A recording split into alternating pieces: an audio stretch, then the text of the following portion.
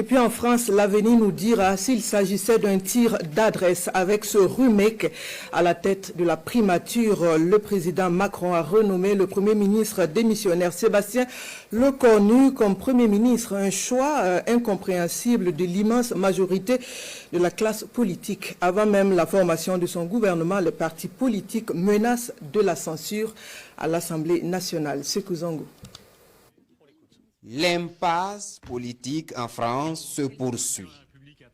Hier, dans la soirée, le président Emmanuel Macron a reconduit à Matignon Sébastien Lecornu.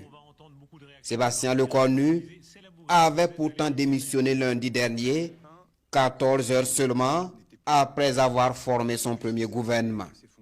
J'accepte par devoir la mission qui m'est confiée par le président de la République de tout faire pour donner un budget à la France pour la fin de l'année et de répondre aux problèmes de la vie quotidienne de nos compatriotes.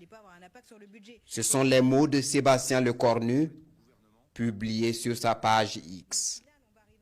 Dès l'annonce de sa reconduction, les réactions des partis politiques ne se font pas attendre.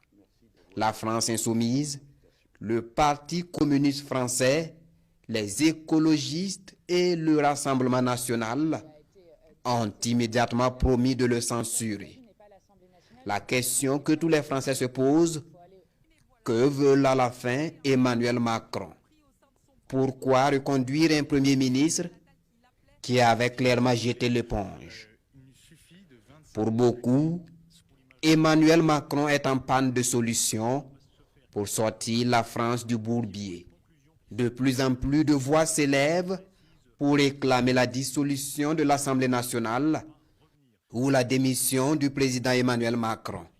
Face à cette reconduction du Premier ministre démissionnaire, Jordan Bardella, le président du Rassemblement national, parle d'une mauvaise plaisanterie, dénonçant au passage une honte démocratique et une humiliation pour les Français.